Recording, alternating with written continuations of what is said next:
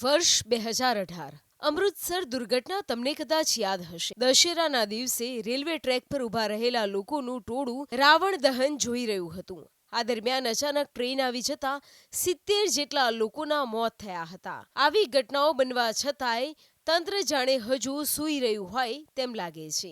આ વિડીયો છે મહારાષ્ટ્રના થાણેનો। અહીં કલ્યાણ ડોંબિવલી શહેરની મધ્યમાં 90 ફૂટ રોડ પર ખંભાલપાડા વિસ્તારના ભક્તો પોલીસ સુરક્ષા વચ્ચે રેલવે ટ્રેક ક્રોસ કરીને પોતાના જીવના જોખમે ગણેશજીનું વિસર્જન કરવા ગયા હતા। કલ્યાણ અને ઠાકુરલી વચ્ચે કચોર ખાતે વિસર્જન માટે કોઈ તળાવ નથી અને ખાડીના કિનારે ગણેશ ઘાટ સુધી પહોંચવા રેલવે ટ્રેક ક્રોસ કર્યા સિવાય બીજો કોઈ રસ્તો નથી, જેના કારણે ગણેશ વિસર્જન વખતે અહીં દર વર્ષે પોલીસ બંદોબસ્ત લગાવાય છે। છેલ્લા ઘણા સમયથી આ વિસ્તારમાં તળાવ બનાવવા અને પુશ થ્રુ બોગડા બનાવવાની નાગરિકો માંગ કરી રહ્યા છે।